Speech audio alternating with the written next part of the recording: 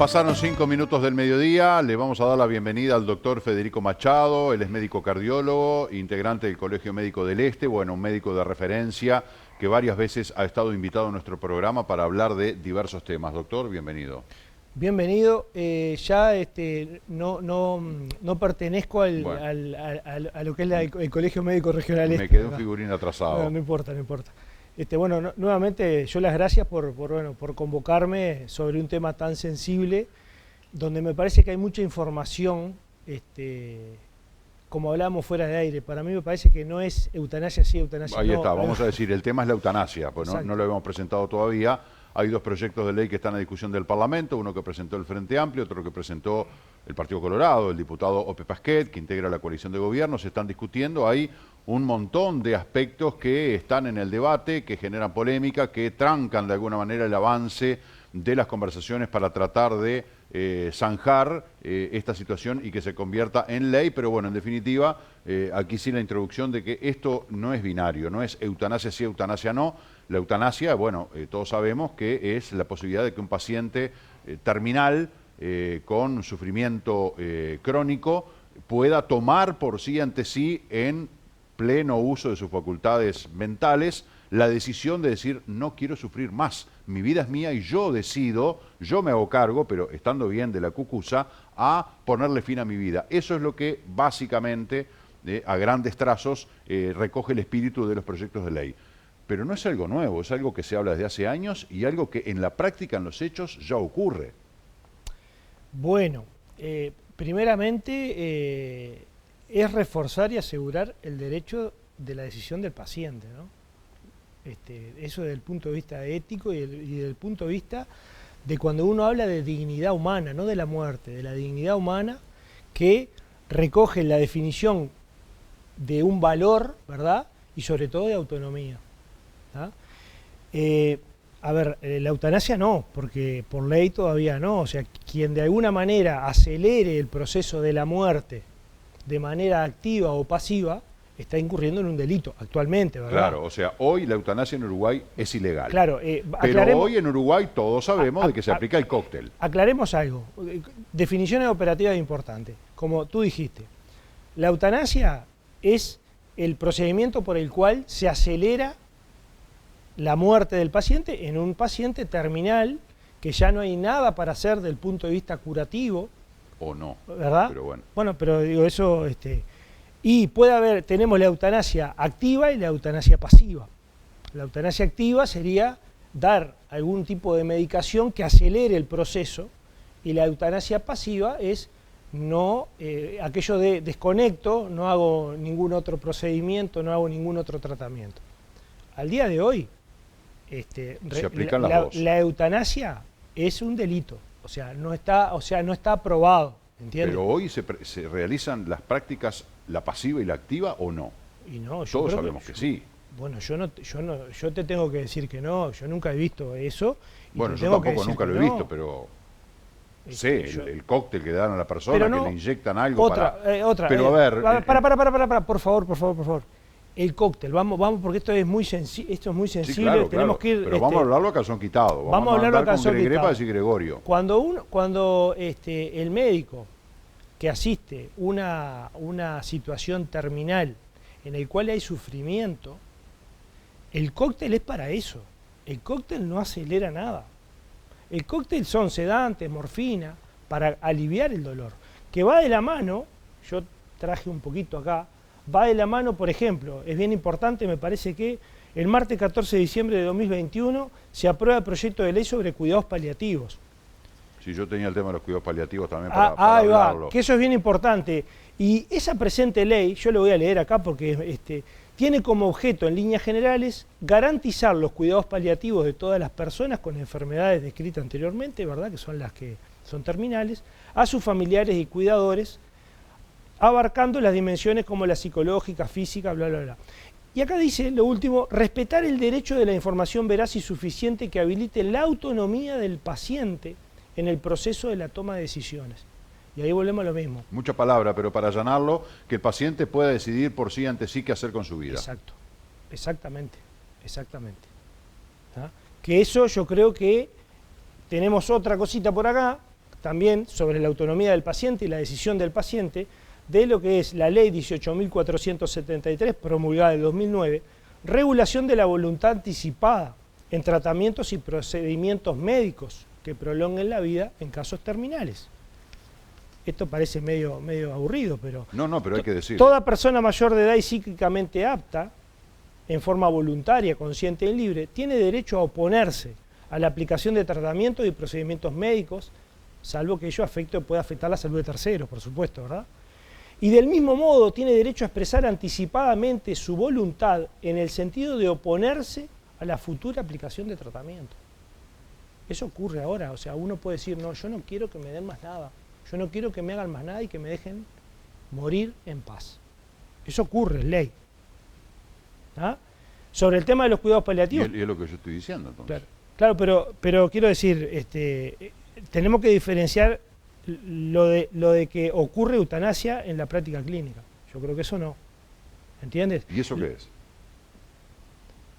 Pero la decisión, un paciente puede tomar la decisión de o no someterse a un tratamiento, sí, o de, por alguna vía, dejar de sufrir. Lo que pasa es que la eutanasia, cuando uno va a la definición, termina siendo acelerar el proceso de la muerte.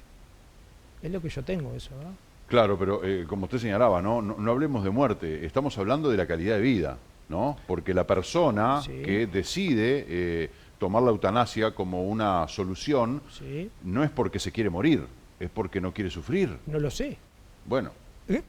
Pero mira si será apliquemos complejo. El sentido común un poco, doctor. Pero sentido común no. Vamos a ponerle quién. Y sí, en esto es más complejo todavía. Está bien, porque, pero a la ejemplo, hora de razonarlo, porque si no nos movemos en una estructura de leyes y decretos, y la letra dice esto y voy como un autómata, no. Razonemos, a ver si yo entiendo. Tú me estás diciendo que solamente por motivo de sufrimiento hay una persona que dice yo no quiero vivir más.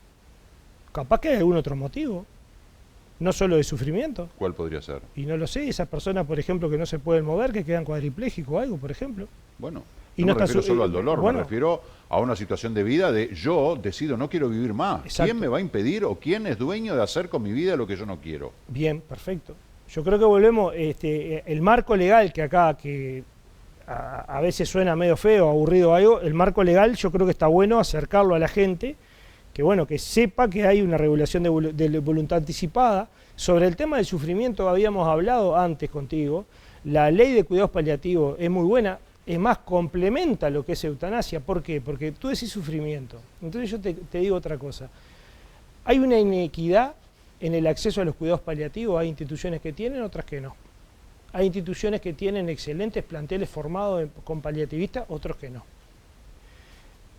Quien accede a eso, capaz que transcurre su proceso terminal de manera sin sufrimiento, y el otro no. Entonces, como que, ¿qué pasa si se avanza más en los cuidados paliativos, por ejemplo? Porque lo que hablamos es del sufrimiento, ¿entiendes? ¿Y puede llegar un punto en el que ni siquiera los cuidados paliativos puedan ser suficientes para el paciente? Sí. Y tal vez que sí. Termina siendo tan personal, Marcelo, eso, tan personal, y que como decíamos ahora, que volvemos a lo mismo, la persona decide. La persona puede decir, yo, ¿sabes qué? Yo no sufro. No estoy sufriendo porque vienen, me ponen llamémosle el sedante, el cóctel, como que fuera, pero que quede conceptualmente para toda la audiencia que el cóctel no acelera nada. El cóctel es un cóctel sedante para sacar el dolor, para aliviar el sufrimiento, el físico sobre todo. Ahora, capaz que la persona hay personas, por ejemplo, que reciben morfina en grandes cantidades y le calma el dolor. Y están sin dolor, en la cama, sin dolor. Llega un momento que ya ni la morfina les calma. Pero hay morfina, hay fentanil, hay sufentanil, mirá que hay, y te vuelvo a decir, los paliativistas en eso te puedo decir que un buen equipo de cuidados paliativos, la persona no sufre. Ahora, capaz que la persona dice, yo no estoy sufriendo, pero yo no quiero, ya no quiero más. ¿Entiendes lo que te digo? Y bueno, y debería tener la autonomía para decir, che, no puedo más. Pero significaría que la eutanasia podría abarcar más allá de temas vinculados exclusivamente a la salud, de que no necesariamente con una enfermedad terminal o no necesariamente con un dolor físico crónico insoportable. No, se aplica la eutanasia. Pero tampoco es eso decir, la verdad estoy harto de esta vida, me quiero morir. No es así. Pero, por más que soy dueño de mi vida, pero claro, no, tampoco es así. Claro, pero en el caso de enfermos terminales, por ejemplo, puede suceder eso, también puede suceder. Que el tipo esté calmado, pero ya no quiera. Porque puede llegar a pasar. Y en ese caso, y bueno, yo creo que en ese caso sí, o sea, hay ciertos casos que sí. Sin duda que esto tendría que ir caso a caso. No es que decimos, claro, bueno, se aprobó la ley de eutanasia, claro, listo, no. Es muy complejo porque aparte, ¿qué pasa? Venimos atravesados con un tema cultural, de creencias, un tema filosófico, un tema religioso. O sea, no es un tema, realmente no es un tema fácil. Yo creo que no es un tema fácil. Ahora, los proyectos de ley que están a estudio del Parlamento, ¿de qué manera contemplan los cuidados paliativos? Porque yo al diputado Goñi lo he escuchado, al diputado Ope Pasquet, lo he escuchado hablar de los cuidados paliativos. Ahora, no sé hasta qué punto, porque usted decía, bueno, y si mejoramos los cuidados paliativos de repente como una herramienta muy potente como para brindarle a esos pacientes. ¿O hay una dicotomía? ¿Eutanasia versus cuidados paliativos? No, yo estoy convencido que, mira, primero, no me dio el tiempo para leer las dos leyes, porque digo, me parece que está muy bueno leer las dos y ver dónde se complementan en vez de la diferencia, ver la complementación. Si me preguntás a mí, yo creo que es algo totalmente complementario. O sea, y la eutanasia tiene que ser visto como algo muy positivo en ciertas situaciones, ¿verdad? En ciertas situaciones. Pero es totalmente... vuelvo a lo mismo, la pregunta es, si la persona decide terminar con su vida porque está sufriendo, pero pará un poquito, pero ¿y por qué está sufriendo si yo tengo esto que en realidad debe de asegurar todo lo otro? Y sabiendo que hay inequidades, lo que es sector público, sector privado. Claro. ¿Entiende lo que te digo? Planteemos un escenario de igualdad de accesibilidad a los cuidados paliativos a todos, ¿no? Bueno, partamos de un escenario hipotético de que los cuidados paliativos son accesibles para todos en cualquier situación. Ahora, puede llegar un momento en el que ni los cuidados paliativos me calman o logran que yo viva mejor. Claro. Entonces, a pesar de los cuidados paliativos, puede estar la posibilidad de esta herramienta de la eutanasia. En eso yo estoy completamente de acuerdo que sí. Porque sobre todo asegurando la autonomía de la decisión del paciente, porque el paciente es el último que decide. Pero tiene que ser... Primero que es el que sufre, claro, y segundo que es el dueño de su vida. Por supuesto. O al revés. Por supuesto que sí, tiene que ser así. Y digo, y al respeto de su decisión, eso... Y frente a eso, por más que tengamos algunas leyes que están vigentes, esa que usted acaba de manejar, y por más que tengamos un sistema de cuidados paliativos que en Maldonado creo que es de los departamentos donde se trabaja muy bien en cuidados paliativos. Sí, señor. A pesar de todo eso, de última siempre, aunque juguemos la última carta, siempre hay una más que es la decisión de la persona. Termina, para mí, mi manera de ver las cosas, y esto es puramente personal, es así. La última palabra, el dueño de la vida y el dueño del destino es la persona. Ahora, yo soy paciente y de repente usted puede argumentar objeción de conciencia como médico y decir, no, claro, yo esto no lo hago. Pero, bueno, también como ocurre en el aborto, ¿verdad? Exacto. Como ocurre en el aborto. Y yo como paciente, ¿qué hago? Busca Tengo que otro, conseguir un médico, claro, un médico que no tenga esas convicciones filosóficas o religiosas o lo que fuere. Y sí. Otra cosa importante, que también se mezcla acá, otra ley. Yo vine aburrido hoy, parezco un abogado, pero la ley 19.286, la aprobación del Código de Ética Médica, que fue promulgada en el 2014. El ámbito de la aplicación son obligatorias para todos los integrantes del Colegio Médico del Uruguay. Para nosotros ejercer tenemos que estar colegiados, por lo cual tenemos que cumplir con esta ley. Y en esta ley hay dos artículos, en la sección 2 de final de la vida humana, que el artículo 46 lo dice claramente. La eutanasia activa entendida como la acción u omisión que acelera o causa la muerte del paciente es contraria a la ética de la profesión. Entonces, si queremos hacer una ley de eutanasia, porque ahora la audiencia puede decir, pero ¿cómo? Y bueno, capaz que lo van a escuchar ahí, hay que derogar esto. O sea, esta ley, para que la eutanasia no sea un delito, ahí está. ¿Entiende? Está. Porque capaz que alguno de la audiencia dice, ¿pero qué están hablando del Código de Ética Médica? Es una ley. Claro, porque según el Código de Ética Médica, que es ley, que está vigente, artículo el médico 46. que practica eutanasia estaría cometiendo un delito. Es contraria. No, esto es ético, ni siquiera delito. Claro, pero es bueno, ético. Está bien. Pero mira, después... Un delito moral. Mirá qué interesante que está el artículo 48 del Código de Ética Médica, que dice, en enfermos terminales, es obligación del médico continuar la asistencia del paciente con la misma responsabilidad y dedicación, siendo el objetivo de su acción médica aliviar el sufrimiento físico y moral del paciente. ayudándolo a morir dignamente acorde con sus propios valores. O sea, termina siendo el paciente en realidad que siempre...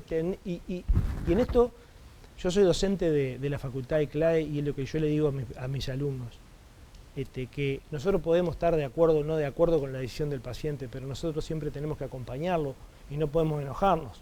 Tenemos que dar toda la información y el paciente es el último que dice, doctor, yo voy por acá, ok, yo voy contigo. Claro. Y yendo a aquello de un dicho de Hipócrates que decía, debemos curar a veces, aliviar casi siempre y acompañar siempre. Y Hipócrates, eso tiene que de ahí surge el juramento hipocrático, claro, que juran ustedes, ¿no? Exactamente. Otra cosa importante también para comunicar es la figura del suicidio asistido. El suicidio asistido es... Claro, yo no puedo, necesito que alguien me ayude. No, el suicidio asistido es, por ejemplo, si Marcelo dice, yo me quiero quitar la vida, yo te doy la información del cómo, pero te quitas la vida tú. O sea, son todas cosas diferentes que a veces se entreveran un poco. ¿El suicidio asistido sería para evitar eventuales responsabilidades de un médico? Y bueno... Como decir, bueno, no sé, ahí está la pastillita, la tomaste vos frente a la justicia. Pero eso se llama suicidio asistido. Bueno, pero o sea, de repente... digo, te quiero decir, porque hay muchas palabras que a veces causan la confusión, qué es la eutanasia, qué es los cuidados paliativos, qué es el suicidio asistido, qué es el homicidio piadoso, qué es el, en fin. O sea que es bastante... ¿Y entre suicidio asistido y homicidio piadoso, qué diferencia habría? Bien, el homicidio piadoso tienen que ocurrir tres cosas. Está contemplado en el Código Penal uruguayo. La primera cosa es que sea una situación o sea, una situación terminal, ¿verdad? Lo segundo, que esté documentada la expresión de que le quiten la vida a la persona, ¿verdad? Y lo tercero, que tiene que ser una persona honorable. Eso es lo que dice. Frente a eso, yo te tengo por acá, artículo 37, que de las circunstancias que eximen de pena. O sea, si ocurren esas cosas, el juez te exime de pena por homicidio piadoso. La diferencia del homicidio piadoso es que una persona lo comete y el suicidio asistido es, yo te doy la información, pero es un suicidio. Claro, o sea, ¿qué prefiero ser, un homicida piadoso o un suministrador de un suicidio propio, claro, ¿no? Pero digo, son todas esas cosas que, bueno, que yo creo que es bien interesante que se enmarcan todo esto. Y después lo otro, Marcelo, acá lo que me parece a mí, uno a veces, yo hace rato que por ejemplo alguna red, la red del pajarito en esta cosa ni la miro porque es tremendo, y me parece que, a ver, tenemos que dejarle el fanatismo de que si soy de un color y lo del otro, y acá lo que tenemos que pensar en el paciente, en qué es lo mejor para el paciente. Y estaría buenísimo que se junte el fulano y toda la agrupación de fulano de un proyecto de ley, y el otro fulano con otro, y traten de buscar un acuerdo, pero en fin de qué, no en fin de ganar nada, sino en fin de otorgar más autonomía y terminar asegurando que la decisión del paciente y aliviar el sufrimiento en ese momento. Ese es el manual de la política perfectamente aplicado. Bueno. Pero lamentablemente, porque en el tema que estamos hablando, que es la eutanasia, es de absoluta aplicabilidad, pero también es en la sociedad, a nivel de educación, a nivel de vivienda, a nivel de seguridad. En definitiva, lo que buscamos es el bienestar del otro, lo que buscamos es la calidad de vida de nuestros habitantes, de ser mejores como países, de ser un país culto, de ser un país formado, calificado, apto, competente. Bueno, estamos todos de acuerdo, bueno, hagámoslo, y sin embargo están a las puñaladas, no, porque esto lo trajiste vos sos de otro partido, esto no sirve, yo voy a traer otro. Y estamos en la chiquita, en todo, también en esto. Bueno, lamentablemente cuando uno ve esas expresiones en redes de manera no constructiva, ¿verdad? Llevados por la impulsividad y todo, sí. Yo me parece que en esto son como las grandes cosas que uno, y esto para la clase política, pero que nos tenemos que poner de acuerdo. Podemos tener diferentes ideologías, ¿verdad? Podemos pensar en una cosa, en otra, pero hay, y ya me fui del tema, pero en ejes como lo es seguridad, educación, y esto también, deberíamos ponernos de acuerdo y construir a largo plazo. Por definición, ese es el ideal. Claro. Creo que tendremos un país mucho mejor. Ahora, los legisladores son los que tienen en sus manos el debate de estos dos proyectos de ley, ¿verdad? Más allá de lo que ya es ley, que es lo que usted acaba de traer y mencionar muy oportunamente. Los legisladores están discutiendo el proyecto de ley del diputado Galo y del diputado Pasquet. Los legisladores son los que le van a hacer modificaciones, correcciones. Yo no sé si están abriendo espacios para la academia, para la ciencia, para la sociedad. No sé, ¿no?, si están recibiendo en el Parlamento delegaciones para enriquecer el proyecto, para escuchar lo que tienen para decir y hacer algún aporte. No sé si lo están haciendo o no. Pero se puso arriba de la mesa la pregunta de decir hasta qué punto los legisladores, en definitiva, son los autorizados para resolver, ahí sí, si eutanasia no. Y bueno, es otra ¿Qué opinan ustedes desde el punto de vista médico, que ustedes además se rigen mucho por la ética, cosa que en la política no pasa? Bueno, yo acá puedo opinar como Federico Machado. ¿No como médico? Sí, como médico, pero con una visión un poquito más, por un tema de formación, por un tema un poquito más. Asumo que las organizaciones sociales organizadas, delegaciones de instituciones médicas, delegaciones de usuarios, ¿verdad?, delegaciones de médicos paliativistas, en esa comisión de discusión tienen que estar. Debieron de estar, y si no, tienen que estar. Asumo que uno es ignorante en esto porque no sabe, ¿verdad?, quién entra al palacio y quién no entra al palacio, pero asumo que es un insumo totalmente necesario. Lo otro, representante de los médicos. Y acá en la representatividad de los médicos voy a tener que decir algo que capaz que a alguna persona le suena un poco antipático. El Sindicato Médico del Uruguay no es el representante del 100% de los médicos. Es una parte. Entonces, ¿qué pasa? Está bien que esté representante, tienen que estar representantes de los médicos, tienen que estar representantes del Sindicato Médico del Uruguay, como lo tienen que estar representantes del Sindicato Anestésico Quirúrgico, como tienen que estar representantes de otro tipo de sindicato de los médicos. No es solamente... De la FEMI. Bueno, de la Federación Médica del Interior, exactamente, y tiene que haber representantes del Colegio Médico del Uruguay también. O sea, asumo que esas comisiones están formadas por eso.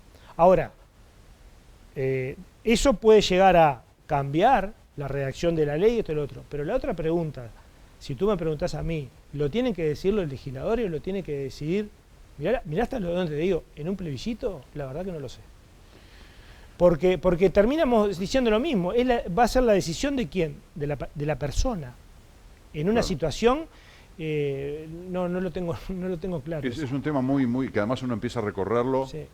y como que se abren más caminos, Claro. todos atendibles y escuchables, todos pertinentes, pero no deja de ser un tema. Sabiendo que los legisladores son los que votan las leyes y que lo hacen con la mejor intención y tratan de que se favorezcan sean cada uno de los individuos, que para eso es su trabajo, ¿verdad?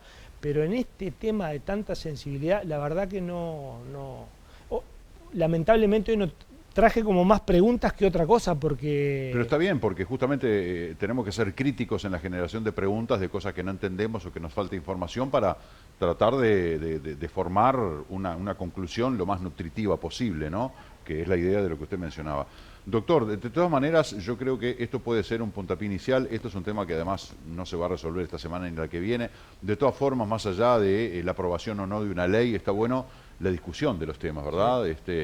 Usted como médico profesional que trata con gente, trata con pacientes, usted quiere lo mejor para sus pacientes, está buena su mirada, de repente uno como comunicador plantear incógnitas o dudas que tenga la gente en general, en fin.